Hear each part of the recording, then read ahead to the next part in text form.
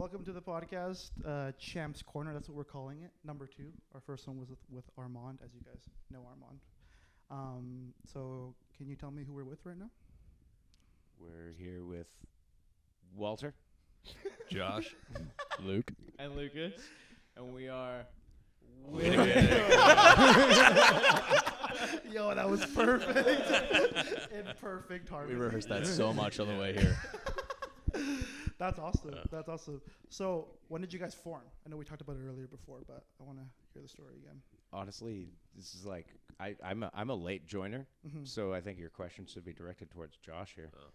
well, we in our minds, I guess, like in terms of history of the band, there's kind of like a V1 and V2. So like originally, Witiko formed in March of 2019, and with me and pretty much a totally different group of guys, and then which actually, funnily enough, Luke was supposed to come to this like musicians meetup with me that the band formed out of. Originally with him being a keyboard player. Yeah, because we used to jam and stuff back then, so it was like, we'll go. And then he bailed on me at the last minute because he was an God. engineer and he's taking 5 courses a term and he can't. So then we start, this band starts with a different group of people and then kind of falls apart with the pandemic and everything. So then lots of the old members kind of each went their own ways and some of them moved and stuff like that. And then, eventually, I think 2021, Lucas and I would be hanging out during the pandemic up until this point. We'd be setting up Rock Band on a projector in the backyard playing socially distanced and stuff, 5 meters apart. And Lucas and I have known each other since we were in preschool, and we were sitting around one night having a bottle of wine, and I was like, man, you never should have given up playing drums, because he played drums till he was 12? Yeah, grade 2 to grade 7 sounds about right. Yeah. And then he gave it. I was like, man, you should have never given up playing drums. We could have been in a band, man. Can you imagine that? And he was like, yeah, that would have been crazy. And I was like, Long and McQuaid rents drums for the weekend for $60. And he was like, wait. I was like, wait. And then we started jamming together. And Lucas basically started reteaching himself how to play drums. And it was on an electric kit, and that was a totally new shebang for me. That learning curve was interesting, but different sound. It was fun to mess around with those. So yeah. So then we start jamming on that, and we start doing some kind of home recordings together. We released 2 songs in that time, and then Luke over the pandemic too just taught himself to play guitar, and sounds like he's been playing guitar for 15 years. He just went full engineer brain on it, and just totally gassing me up right now. Yeah, no pressure, no pressure. Yeah. We're hey, play the guitar. Don't listen now. too close. yeah. So then we jammed a couple times, and I would kind of set up GarageBand, and we would just kind of turn little jams into little demos. And then one night we were out at a concert, and we were wandering the streets trying to find this after party. Yeah, from Green Auto. Nice. Or no, I think it was from the rickshaw to go to Heavy Trip's Green after Auto. party. Whatever. No, dude, it was that show where it was Needs opening, and then Heavy Trip was on, and then it was, what was the headliner again? Because then you talked to the guy at the rickshaw, and we went to their place. I don't think Green Auto was even a thing yet. Anyways, it was after a concert. It was after a concert, and so as we're trying to find this after party, Luke says to me, he's like, I've been playing a lot of guitar and I want to play in a group. Can I join the band? And I was like, yeah, man. So then we start jamming the 3 of us together. We're like, okay, we just got to lock down a bassist now, and bassists and drummers are the hardest thing to find, right? Good ones, yeah. yeah. And then Yeah. and then out of nowhere, I don't know, a month or so later. Was it that long? That's it? I think it was maybe a month, maybe 2 max. Yeah. Right? And then I end up going with one of my former coworkers who wants to start a little company together to host events and create different kind of screen-based Artistic media avenues and stuff like yeah. that. Yeah. To meet his friend who worked on film sets with him for lunch to talk about all being business partners together. So then I go to Metrotown with him. No, it was Brentwood. Oh, Brentwood with him, and then meet Walter for the first time for like Mexican food at like Mexican brunch. Like 11 a.m., Nice. something like that. Nice. Mexican brunch and La Taqueria at Brentwood. Yeah. Nice. and we're just chatting, getting to know each other, and it just randomly came up in conversation that It was at the end of the meeting, and then he was like, "Oh yeah, if by chance you know anyone who plays bass, my band is looking for a bass player," and I was like, "I play bass." That is amazing. And then just from there, it was like I was like, "Yeah, send me a couple of sample tracks, and I'll see what I can do." I literally from Brentwood went home, and I live in Coquitlam, like not far from Lougheed Station, so not very far. And then sent them like a video of like one of the songs, "Hate Propaganda." And I was like, "I swear it's like this, and then this, and correct me if I'm wrong. This part goes this, but just let me know." And it was like fucking spot on. Yeah. You know what I mean? Like, Yeah, and then we were like jamming, and Josh shows us the video. He's like telling us the story. He's like, I met this guy. He's like, he played bass or whatever. He goes home and look at the video he sent, man. And he like shows us the video, and Walter's just like, yeah, it's like this. And he's like doing the whole thing, and we're like, he's so into it. We need to like meet this guy this right was now. literally like 40 minutes later. Like, no Yeah. joke. Like, Oh wow! So you were on it. Yeah, he like like- went home and did it. it was nuts because Yeah. like you talk to so many people and it's like we should jam sometime, and then you never do, right? No. And it's like Totally. like Walter was saying, like walking from La Taqueria back to my friend's car, like I had sent him our Spotify link, and Walter had already listened to like 3 tracks by the time I got to the car. It was like, really like what you're doing here, blah, blah, blah, like sends me all this stuff. And then I'm reading all the messages to these guys, and that's when we get this video on top. We're like, wow, this dude actually means business, you know? Like, and the rest is history, man. Yeah. I mean, actually, like, I actually took a few weeks for us to like get together and actually jam because you were still working on a film or something like that, so you're super busy. and And that was then when I was on Goosebumps. yeah, and then Cool. and then Walter kind of came to our first jam, and we were like, oh, like I hope he like enjoys jamming with us, you know. I like, you know, we didn't know if he was gonna like our vibe or like playing together or whatever.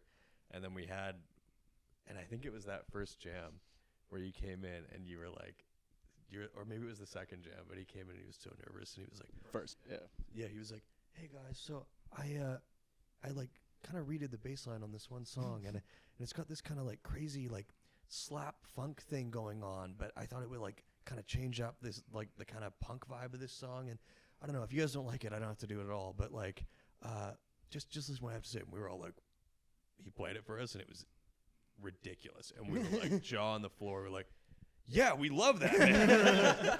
And that's so different from how we know Walter now, because he'll walk in and be like, this is the bass line, this is how it's going. Now he's got confident in the position. He's Oh, like, yeah. yeah. The first meeting, he was so like, yeah, like I'm just so excited to be here. Like, you guys, this is so cool. I mean, we all are, every day we're hanging out. It's like a little privilege, but he's like, man, I just like finding a group so hard to like find some people to jam with. It's so It is like I super can't hard. believe I'm here hanging out. Like, this is just I hope it's all good. I hope it's all good. Internally, we're all like, this guy's awesome. Like, please don't go, please don't go. No, our long list of applicants we'll look through. Your resume is like middle of the pack, so Yeah. expect to hear from us in like 2 business weeks. Yeah, but totally. Yeah, that's cool. Like, I feel like a lot of bands that I talk to, there's a lot of synchronicity involved in like forming a group that gels well together. And luck.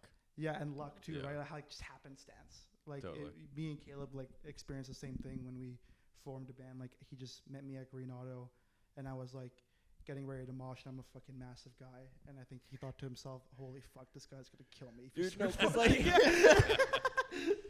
the guy on stage, he was like, for this next song, I want you guys to go fucking crazy. And I see Jimmy just looking around, squaring up. Getting and I'm ready. like, shit. Yeah, What band was it? it was PMC. Postmodern Connection. Okay, cool. Yeah. They're a solid band, but yeah. And then he asked me for a lighter. Then I DM'd him, being like, "You want to try out for our band?" As if we're like so official. Yeah. And then kind of the same thing as you, Walter. It's like but it wasn't like he was analyzing all our songs because we had no music out. He just came to rehearsal with a massive book of notes, and he was taking notes about things and like taking tabs and everything. And I'm like, I've never seen a guy so into it before. I'm like, this is rad. crazy. Yeah. So it's always nice to meet people like Walter and Caleb who are just so invested in the project. Totally. You know what I mean? How did you guys come up with the name Witiko when you guys first formed? Or was that like a... Oh, for sure. I mean, like, I was trying to think of band names for a while for what we're going to call this thing, and I started digging more into kind of like indigenous folklore, but specifically like Métis folklore, so kind of like more like culturally relevant to like where my family comes from. Mm-hmm.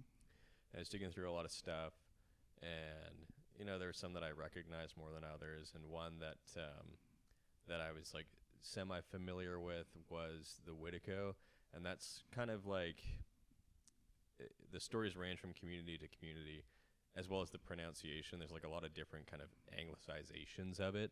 The most popular one is like the Wendigo. You know, you actually see that in a lot of movies and media and stuff like that. Probably like actually a more accurate way to pronounce Witiko would be like Witiko, but we just have kind of just hard K'd it. But I don't know. I thought it had a good sound to it, and I also really liked a lot of the stories about the whole like Witiko like folklore and mythology and the storytelling behind that, like the creature, like because basically there's kind of, as I've always understood it, like kind of two aspects to it. Like there's this almost more like deity-esque, like capital W, like the Witiko, and it's this kind of being that like feeds on like greed and evil and is just kind of driven by that and has this icy heart and is usually only present in the winter. And then there's this kind of like lowercase w Witiko, like can be multiple of them, and anybody can be at risk in turning into one of those. If you do, there's like a multitude of different things you can do, but it usually falls under like going against your community or like committing like cannibalism, whether that's like literal or figurative. And I just thought it was kind of interesting. Like it's just this kind of like humbling thing where it's like anybody can become that. And I don't know, it's just like a little bit humanizing you to all the people around you and yourselves, and just makes you think like, I should cut other people a break sometimes, you know? So yeah, lots of that stuff, and it sounds cool. So yeah, Totally. 'Cause yeah, I always think about that sort of concept that like a lot of times people are like a couple bad decisions away from like turning negative, and like Totally. where like I feel like sometimes I can see when I'm about to make a decision if it's gonna be the wrong one that could lead me down the wrong path, and that sort of like turns you into that like negative being, if that makes sense. Totally. Yeah, and that's actually really, I didn't know about the name, so that's super interesting. So, with how many shows have you guys played so far? Because I know you guys been probably playing shows for a few months now. Over a year. We've been Over a playing year. shows, Yeah. for a year and a half. It's probably like 15 or so, something on that order. I think so, because we set a goal our first year of playing together in 2024.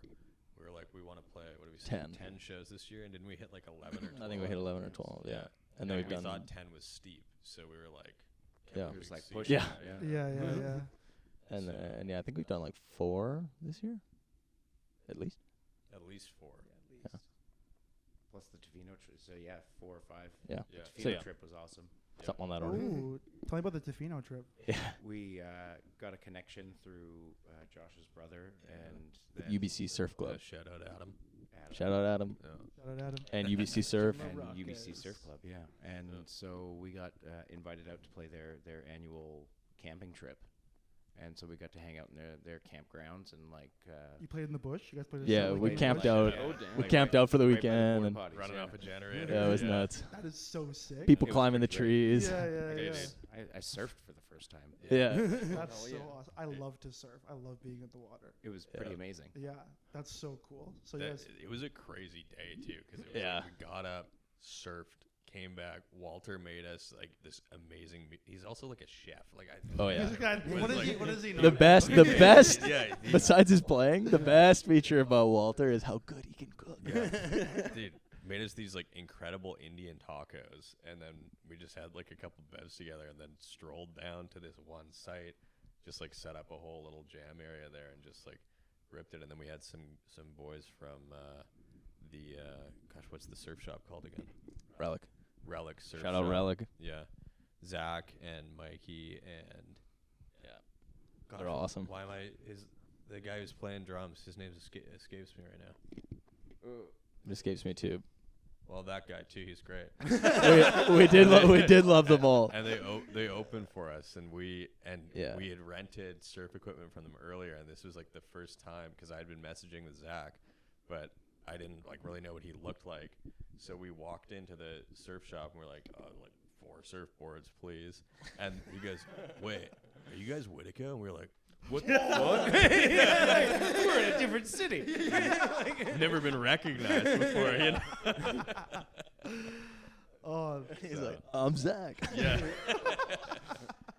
So then they came to our site before and had a little bit of leftover Indian tacos and had a couple bevs with us, and we all went down and jammed together. It's great. Yeah. that's so sick. And it was all outside generator, Yep. drum kit and everything. Yeah, and it was supposed to pour rain the whole weekend, and then like Really just stressed. The clouds opened up at the last second, and it was just like Actually Synchronicity. dry. beautiful. Yeah. The ground was Like, still a the little entire wet, time we were like- setting up our tents, it was just Yeah, this first night. soggy mess. First night. Yeah. That's crazy. How do you guys because 10 shows a year, that's like a little less than 1 show a month. How do you guys space out your shows? Do you guys like kind of take shows as they come, or do you pick and choose like the offers that you guys get? How does that kind of work? It all depends on band availability because it's hard to get 4 dudes to like yeah. be able to Yeah. have the same time off. Yeah, you know yeah, what I yeah. mean? I Or mean, you like- all have jobs. You got to pay your bills, right? Yeah, Yeah. exactly. I think the first year we were really like taking obviously anything we could get at all because we were just starting up, like not played live together. Like we just got to get out there and do everything, and pretty much followed that strategy like the whole way through to the end of the year. And like I don't really think we've turned down any gigs like to this point. Like maybe like 1 or 2 that were like but We haven't turned any down. We've missed yeah. opportunities. there's Yeah. there's been way more where it's Just just for, we like, couldn't make it Yeah. because people are away or whatever. Yeah. But yeah, maybe we're getting a little bit to the point now where it's like there's some where it's like, okay, probably it's not totally worth the time and effort and everything to like get out there and play for 2 people. We don't need the like live practice like to that level anymore. But A decimal meter. yeah, Well, I mean, Yeah. there's just also a couple venues that we've hit a bunch that it's like we can take a break from those. But like, I mean, like that first year was mostly just like chasing shows. Like I would like regularly be reaching out to different people and trying to like get people like Armand, who was like kind of our first like proper like promoter that we got in touch with. And, like, yeah, love you, Armin. yeah, dude, Armand, Big love love. you, dog. Armand, big love, dude. Yeah. Solid dude. Yeah. And then we got in touch with a few others and stuff, and it was always like asking about shows, and it feels like in the last few months, like we finally kind of got to the point where Got a little network. yeah, and we were Got like finally we just get have hit some up and are, relationships. like, offered shows, which is like really Yeah. nice because Mhm. you got to spend so long chasing, and it gets old after a little while. Not that you should stop chasing, right? But Just it's hurts just to nice get to denied have, all like, the time. Yeah. Just Like But the just 7th nice to have cold somebody, DM. yeah. just like please, and then just stonewall. There's no response. Red. Yeah. So Pretty now is more brutal. the time where we Seen actually 4 can be- minutes ago. Yeah. Just, it's hard out there. It is really hard out there, especially for like Yeah. smaller bands cutting their teeth. 'Cause I feel like there's so few venues out there right now, and a lot of venues have been closing down recently. Yeah. And it's becoming more of like every person for themselves to get the venue. And I think a lot of bands now are trying to organize their own shows, which it takes a whole amount of work in and of itself. Yeah. But speaking of Armand, like we had Armand on the podcast. Was it like on the weekend or like a few days ago? And he talked really highly about you guys. He said we were talking about bands that I asked him like what are some bands that you love working with, and first thing without even thinking was Witiko. Like Dude, yeah. what a sweetie. Yeah. He's So such a leave it sweet over guy. Big with him. softy, right? Yeah. Yeah, but no, it's good to hear you guys doing the work. What was your first show ever like? Oh, dude, it is incredible. No, that's not even a joke. Like we did our Live at the first- basement. Dude, our first show, we like kind of Organized it ourselves. Yeah, we organized it ourselves Right on. in my basement we went around like a week before to all the neighbors around us and like dropped off cookies, and we're like, please don't file a noise complaint. It's gonna go directly till this time. We'll shut everyone down. We'll keep everyone quiet. Yeah. You know what I mean? Like we rented the PA system. Walter brought in like a bunch of insane lighting because he had all this stuff from like film stuff and like, and we hit up our friend Thomas McLeod to open for us, and then we invited like all of our family and friends. I think we packed like 70 people in there, and then we had Jordan and Adam. Way too many people for that space, dude. Yeah. It was Sweatbox. and the ceiling is like 6 foot, pretty much. There's a video. And someone still crowd Yeah. surfed. Yeah, he was getting like cheese grated on the Dude. ceiling. Yeah, no, we had my friend and former roommate Jordan and my brother Adam and roommate bartend. We have like a little bar down there that a friend of mine and I built years ago, and so they were like selling drinks. So we were like, you can bring your own drinks if you want, or we'll just sell really cheap drinks. And then we did like a percentage of all the sales went to the Palestinian Children's Relief Fund, and then the rest of it went to the band fund, and we just kind of like used that to like start printing more merch. We did a really limited run of like handmade merch for the show, with like bleach and spray paint T-shirts and stuff. And we got my girlfriend Jill. She's a graphic designer, and she made up a show poster for us that we actually got printed off, and then we sold those for like $20 a piece, and they were like, I don't know, 1 of 30, and they actually look sick. It's like one framed in our house. All of us signed them in silver Sharpies. Yeah, it's a really fun little Mine's in moment. my studio, like right next to my monitor. Of course, it's such a special moment. I think the first show. Yeah. And for some reason, at least in our experience, like our first show was also fucking insane. It was just like fun, things going wrong, like things going good. It's like a whole mess of things. That's actually really interesting though. You guys planned your first show. Have you guys planned more shows just yourselves since that basement show? No, Walter and I have planned some stuff. We've like done a concert series with our friend and The company, aforementioned company that we had started. What's the company Yeah. called? Pannier and Pemmican. Pannier and Pemmican. Yeah, Okay. because it's 2 Indians and an Indian.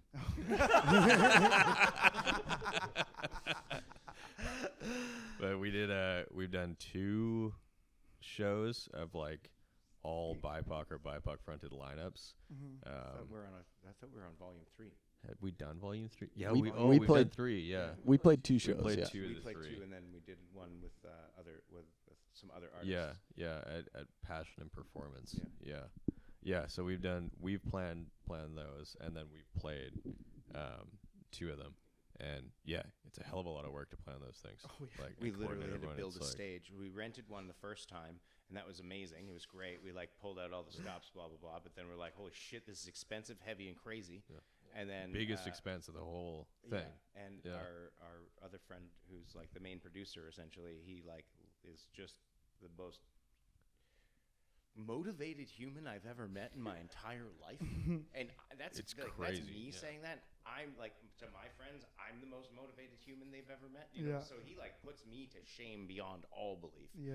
And like does it in this way that's just like calculated and like so he measured everything out, went to Rona or Home Depot, paid for all the wood, did all the cuts there, and did it for like 2 hours, and then made it so that everything could fit in his Honda Civic, and then that's our stage, and then stained it himself and everything like that. It fits perfectly in the back seat of his Honda Civic.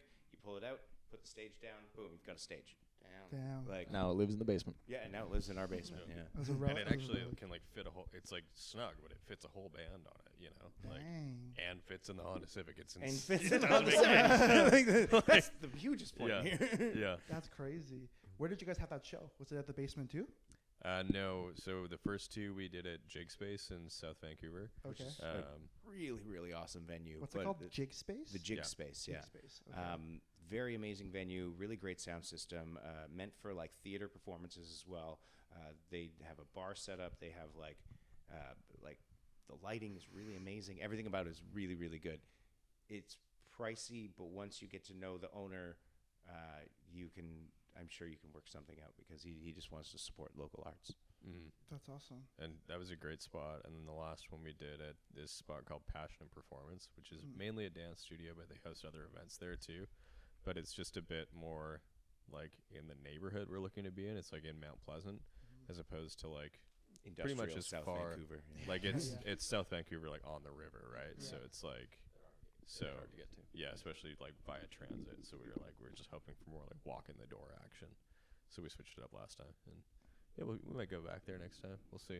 We don't really have the next one in the works at all yet, so Yeah. we'll figure that. We'll cross that bridge when we come to it. You know. Yeah. That's Yeah. so cool. My question, like, anytime I hear of like bands running their own shows, especially to the degree that you guys have, like, my question, and it's gonna sound blunt, like, why run your own shows? Like, it's so much extra work, and we have experience doing it, and we ask ourselves why all the time. And we understand why, because we have on the day of the event, everyone's having a great time, has such good energy, bands are loving it, artists are loving it. So, what's your guys' why? I don't know, man. I think like it was like we all love music and love going to shows, and we were kind of looking to be like, what is going to be like the first thing that we do when we set up this little company together, and we were like the first thing that we thought that we could like actually tackle would be like putting on shows. We're like it's a whole other like ball game to try to like get into like actual like TV or film production or anything like that. We're like, a show is a place where we can like bring together a bunch of different arts. Like we've had like dance performances alongside music performances and stuff.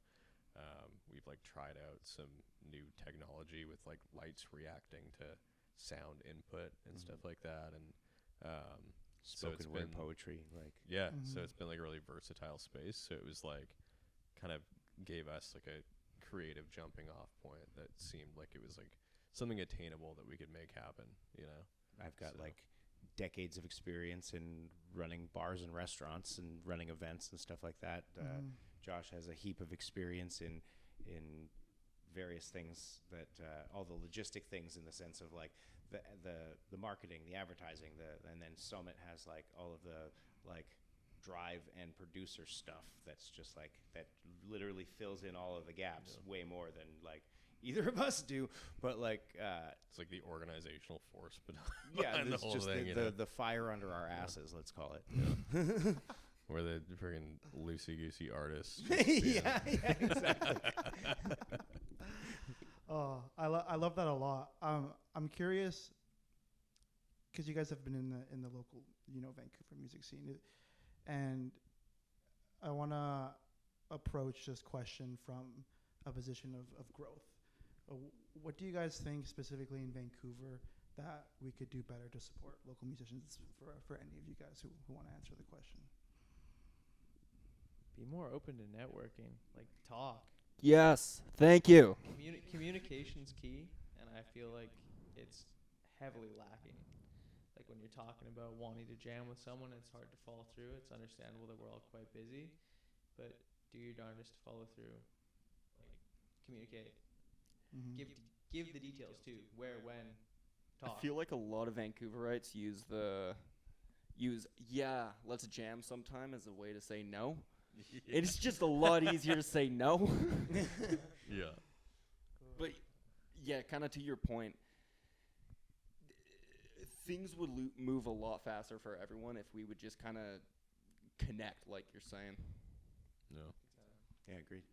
I think also obviously like venues, like we need more places for like chill or like lower scale, lower stakes shows and stuff to happen, but obviously that's a little bit out of most people's hands, the immediate thing, but like somehow, I mean, you guys are doing it, you're trying to put on more, like do more of like the promoting and do the in-between part, and like people are trying to make new venues. I mean, Grey Lab popped up, and like it sounds like maybe they'll be popping away, but like it's just like we can't afford to lose venues. We need somehow.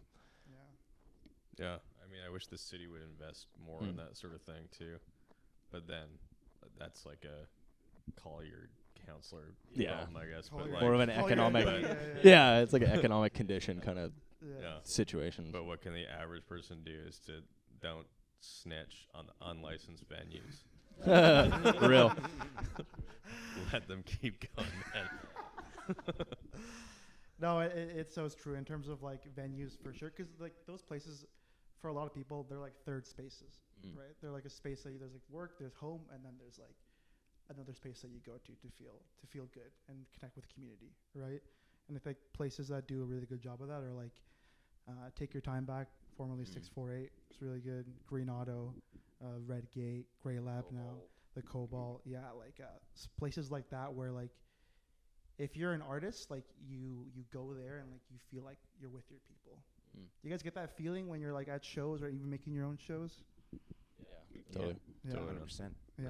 Yeah. Because everyone's there because they want to be there. Mm-hmm. Yeah. Especially in the underground shows, because like the ones we built, like we invite like multiple artists. You know what I mean? And so like everyone who's in that room is there because they want to be there, which is amazing, and it's supporting.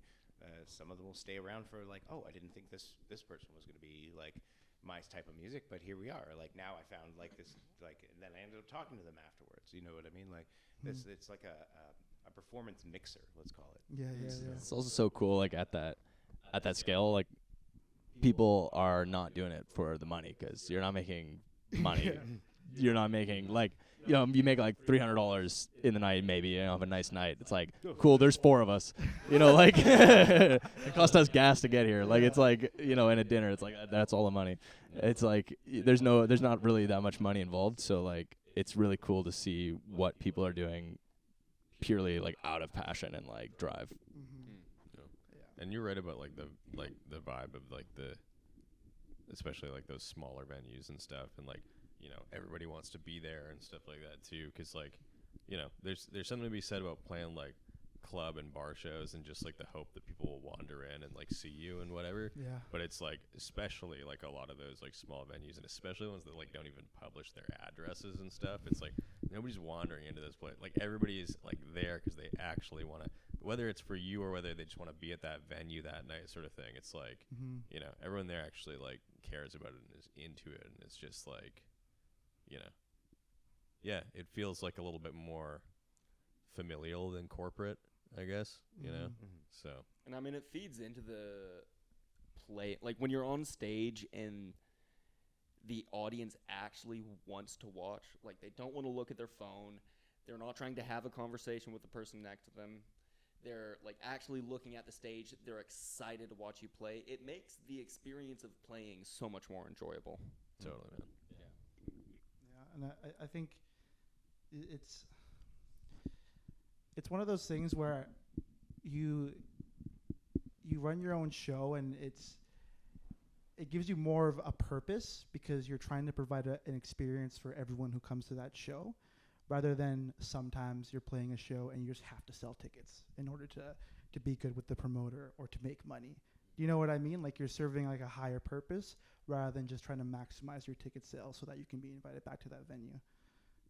Dude, totally. I mean, like, I think we're pretty sick of like just trying to sell tickets Dude, the lately, you know. desperation. Yeah. And the anxiety, Exactly. right? It's like you get this like sinking feeling like I have to invite my grandma and my like it's just everyone in my family tree so I can make the 20 quota that they need, right? Totally. And it's like it takes away from your want to play the best music that you possibly can, right? It's like energy that could be put towards your set and your performance and your songs, but it's focused on I need to like ask everyone I know to please come to my show. Yeah. And then, gosh, like right off the bat, you have nothing but animosity for the showrunner or the promoter, whoever's like making that deal for you. And that sucks, where you have to go into a place, you have to play music, and you're like, I don't like these people. Oh, totally, man. Yeah, definitely. I know you're Yeah, I know what you're thinking. Yeah, I Wait, mean, it definitely gives you like a, you know, more passionless performance, you know. Yeah. Or maybe it makes it angrier. And Yeah, the hard yeah. songs, the Yeah, heavy it can- songs are better, right? Depends on the Where genre one you're tank playing. gets emptied, another gets filled. Yeah. Oh my god. Well, I wanna talk about, because you said that you both are indigenous, right? With Métis background, and then what's your background? I'm Woodlands Cree Woodlands Cree. Okay. from Slave Lake, Alberta. Okay. Nice. Okay. So this question is coming from, of course, like we're raising money for Indigenous charity on the show that you guys are headlining, and I'm just curious how your guys' culture influences your music from your own personal experience. Besides the name, of course. Yeah. Mm-hmm. I mean, that's interesting. I mean, like, I'm a product of the foster care system and was taken away and like raised by white people. You know what I mean? So like, I got back to my parents, obviously, or to my mom, anyways.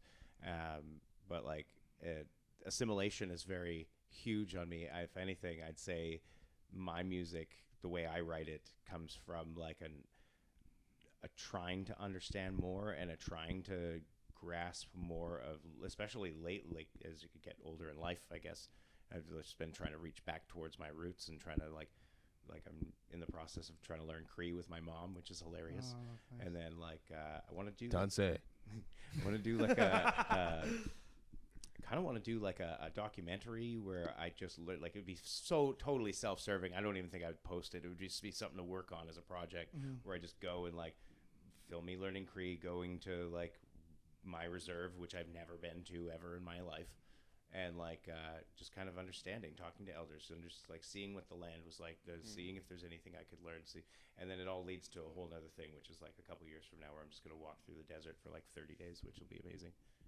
Oh wait. Just drop that like a bomb, man. Yeah. Oh, he's starting about the desert trip. I want to hear what you have to say. And I want to go back to the walking in the desert thing. We're gonna park that one. We'll come back to that I one. don't want to take all the time. The spirit journey into the desert, dude. It's Oh man. Well, I mean, like, for me, like, I think, like, musically, it's probably not. Well, actually, no, I shouldn't say that, because, fuzz distortion, whatever you want to call it, was invented by an indigenous guy called Link Ray. So, like, technically, if you're playing, the first time they ever had distortion was on Rumble, and his song got banned off the radio because they thought it would incite riots. It's like really chill by today's standards. But Really? It's in Pulp Fiction, isn't it? Yeah. So technically, actually, if you're playing anything When with they're pulling up distortion the on it- Jackrabbit Slims. Oh. Dang. So, but if you're playing anything with distortion on it, then I guess you are influenced by indigenous artists. But aside from that, mainly like, you know, a lot of like Métis music and stuff like that is there's a lot of like fiddle music and stuff like that, and it's a lot for jigging. So we're not really playing that kind of music, right? Yeah. It's not really influenced by that.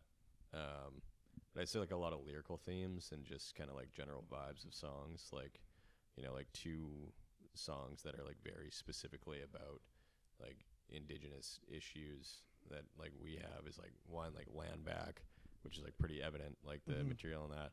Another one we have that's not been released yet, but we've been playing at live shows, called Bridge Burner. It's about Pretendians. And like for Métis people right now, that's especially like a massive issue. There's like there's a lot of people east of Manitoba who are like trying to claim to be like Métis indigenous to other areas east of Manitoba, and not having any connection to like our historical like ethnogenesis point in Red River. And it's like super whack. It's like becoming a huge problem right now, especially in Ontario. It's actually like split all of our like governing bodies apart right now because like there's all this stuff going on. And you know, in Ontario a lot, they're like just letting people register who don't actually have Métis heritage to inflate their numbers, and then, you know, petition to Canada for more funding and stuff like that. Yeah, it's a huge mess. It's an absolute shit show right now. I just got back from Ontario, and it was very different, like telling people I was Métis there, because it would be like, oh yeah, I'm Métis, and be like, okay, and then I'd be like from this place with these family names with this, and they'd be like, oh, okay, cool, sweet, you know? Like, you know, I would like have to specify with people. I was like, I'm not those fake ass Métis from like this area or whatever, right? So that's so Bridge Burner is like a really relevant one right now with like that sort of thing. So, you know, and I grew up like being very influenced by like punk music and politically charged music, and so most of my politics that I integrate into the music and stuff is like rooted in some sort of like indigenous politics, usually like some sort of like indigenous Marxism, like taking from figures like Howard Adams or like more contemporarily like Glenn Coulthard, who now works across the hall from me at UBC. So yeah, so it works its way in different places, and yeah, and I would say too, like just it's a lot of like kind of yearning in the music and angst for things lost and tensions and stuff like that, and yeah, that kind of that experience of like living in two worlds, you know. So there's a weird in between tension space that comes with all that. So you know, definitely works this way. I would say into the angstier aspects of our music. So yeah. Yeah, it's almost on like a subconscious level. A lot of the stuff that influences the music. A lot of stuff is like you're fully aware of it. Then a lot of stuff kind of creeps its way in to the way you write or the way you play or even the way you sing too, right? Yeah. Yeah, totally. Or even like trying to write songs that are kind of like angry but like self-affirming, you know? Because like there's a lot of subconscious like stuff that is like sometimes like negative too. Like you think about like all that like even like the concept of like internalized colonialism and stuff like that. And it's like you can like if you listen to the lyrics in a song like Land Back, there's a lot of kind of like self-affirming, like we're gonna do this and we're gonna make this happen. And it's like I don't know how we're gonna get there, but I would like an anthem to make me feel like we can. You know? So that's it's not angry in an aggressive sense. It's more it's angry in a hopeful sense almost, it sounds like. I say both. Yeah. there is an aggressive tear down kind of. Yeah. Burn it totally. down sort of, Yeah. 100%. Speaking from like the like white side of the equation, like Finally. yeah. I've been waiting my turn in the corner here. These guys talking so much here.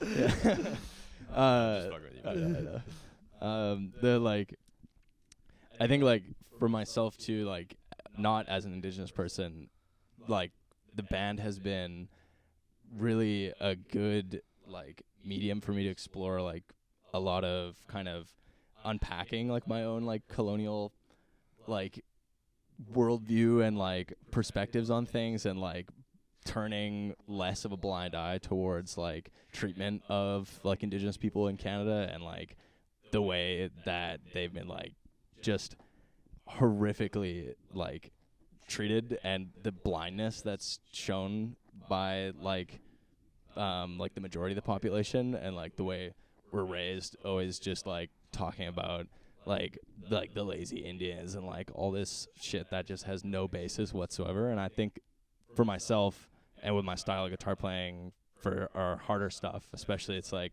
I feel like I try to access a kind of like a rage and disgust against like this apparatus that's like built up around people that blinds us from like what's going on like repeatedly over and over again, that people just like ignore or try to explain away.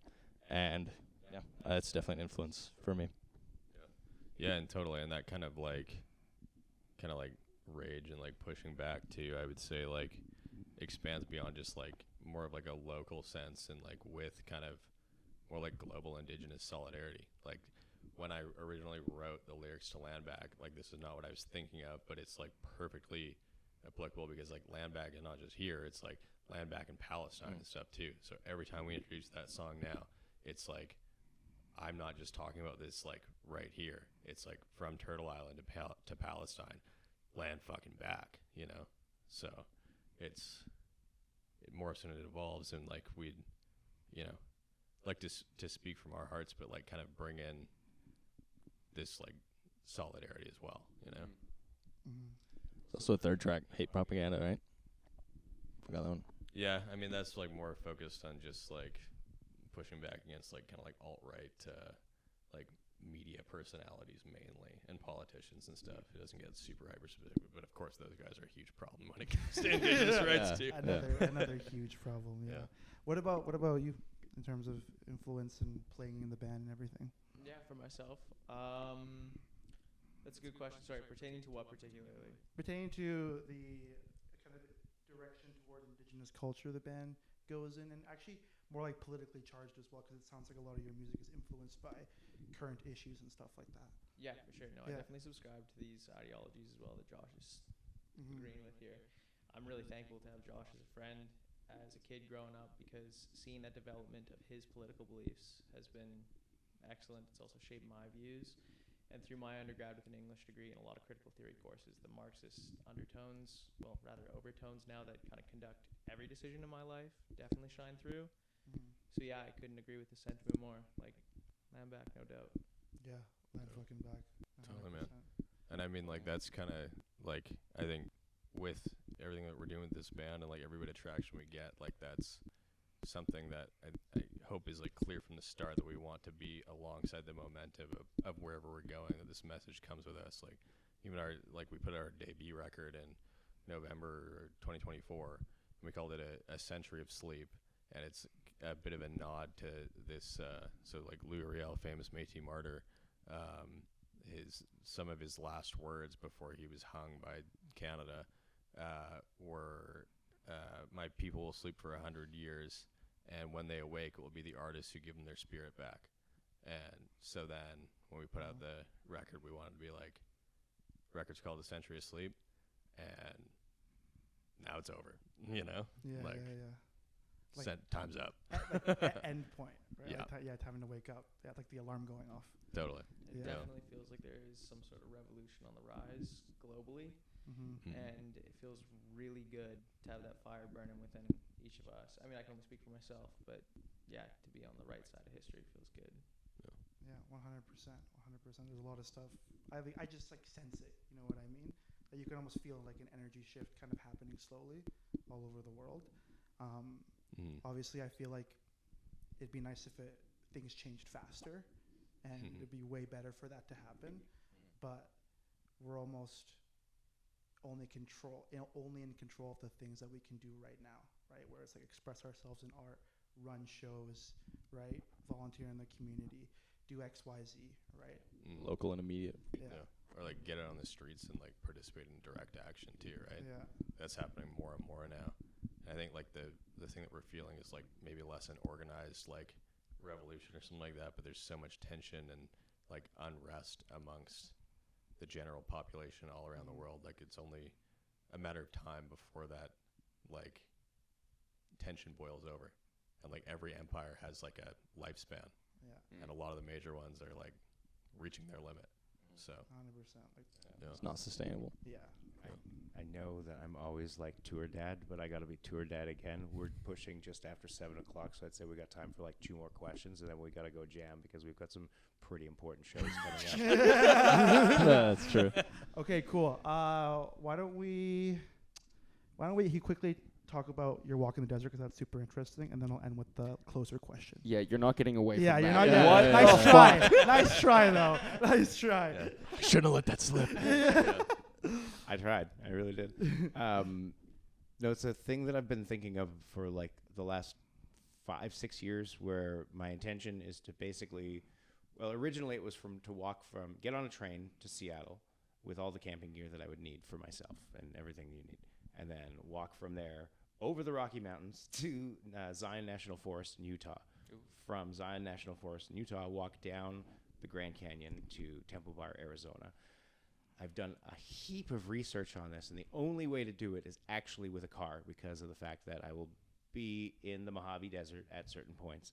I will be in areas where carrying 8 liters of water for myself for a couple of days is not going to be feasible. Do you know what I mean? So like the intended trip should take roughly 64 days if you know what you're doing in the forest and know what you're doing in the desert, know what you're doing in all these rough terrains, and like, but the intention before that is to go and speak with elders, learn traditional techniques in trapping and things like that. I'm not going to live off the earth, and I'm going to stop every 5 days and sleep in a hotel and have a shower because I'm not crazy.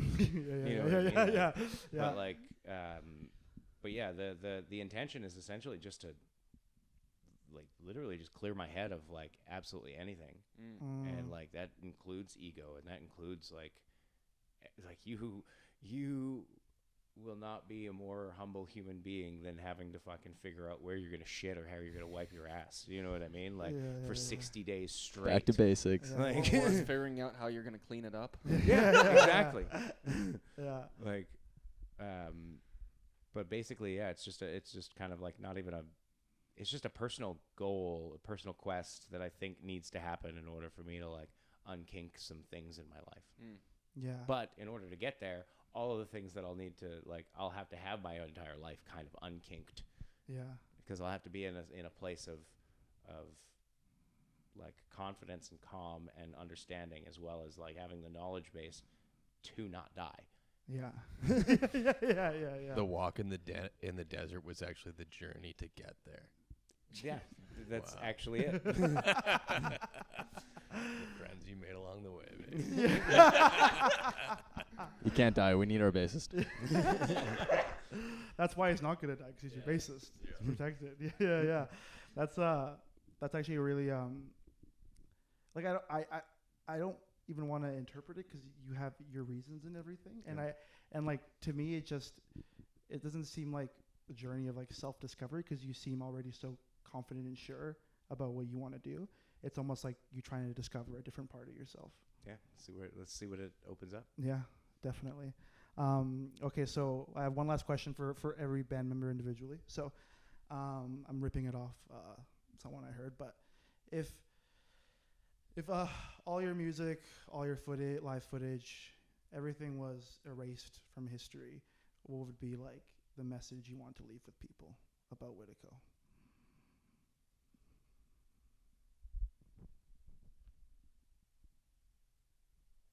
Not all at once now. Essentially, it would just be like, I'd say just keep showing up.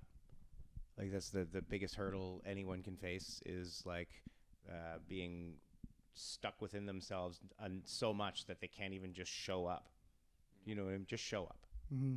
And then from whatever happens there, just figure it out. Cool. And so is the question more like what we would want to leave with like other people, like this Other kinda, like, people, if they had message or no whatever? connection, they can access your music, your live footage, anything like that. We'll leave. I mean, So you're a guy on the street corner just spouting proverbs. yeah. Well, we already we already emphasized land back pretty hard, so I'll give a different answer for this one. But yeah, I don't know. I think pretty similar to just show up, but like just like, you know, take the chances when it comes. Like it's like I got to like be in a band before the pandemic, and then never thought I would get the opportunity ever again. You know, because it can be so hard to like get a group of people together who actually all want to play together and put in the time and the effort and are passionate about it. And as soon as this actually like all like came together again, I couldn't believe how lucky I was to like just get to do this, you know. And even if we broke up tomorrow, it's like we just had like the most incredible time together doing this. So it's like if none of our music or anything is out there, then just do it and just take the chance if you have it. It's great.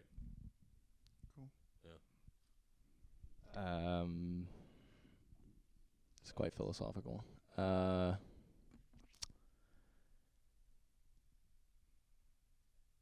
guess I would leave a nugget of wisdom, like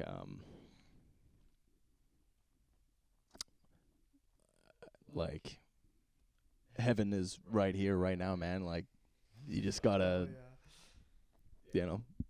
be present. Yeah, for myself, bringing it a little bit more personal. Prior to being in this band, like, I'm not a very confident person, and this has really built and shaped who I am. Like, prior to joining this band, I did not think I'd ever be up on stage. So just getting together with your friends and creating is so much fun. Mhm. And That's the best answer out of all of us. I'm just so thankful for the relationships that I've built. So get together with your friends, create, and drop your ego. Because when I was in my head about performing, that's when I would mess up the most. So just have fun. And I know that sounds super corny, but just cherish your friends, cherish those relationships, drop the ego, and let loose. Yeah. Damn. Cool. Powerful shit. Yeah, those are Cheers, dude. those are all really powerful answers. Obviously, there's no right answer. But I'm gonna pull up that clip when we're in court 30 years down the line, arguing over song royalties. Drop your ego, man. You had fun. It's fun. I'll make sure to send you the clip of that so you can use it. Oh, that's awesome. Well, thank you so much, guys, for coming to our very unofficial podcast. We try to do the best we can over here. That was great. And Yeah, it's fantastic, man. yes, thank you so much. So, where can people find you? When's your next show? We are at Witiko Band on Instagram. We are Witiko, Witiko, on all streaming services. We're on YouTube. We have our music video up there that we shot last October. Our next show, depending on when this comes out, is either June 21st at the Biltmore or July 26th at the Astoria with Champions of Hope. Hell yeah. Cool. Thanks, guys. Really appreciate your time here, and you guys are gonna kill it. I'm gonna try to make it out to your June 21st show. I really want to see you guys. Armand keeps being like, you gotta see these guys. Yeah, I'm like, yeah, I'm gonna see them. Biggest hype man. Yeah, he's such So a great. gem. But cool. Thank you so much, guys. It's been an absolute pleasure, and we will definitely see you on stage on the 26th, and if not on the 21st. Thank Awesome. you so much for your time. Thanks so much. guys. Thank you guys. Thank you. Thanks, guys.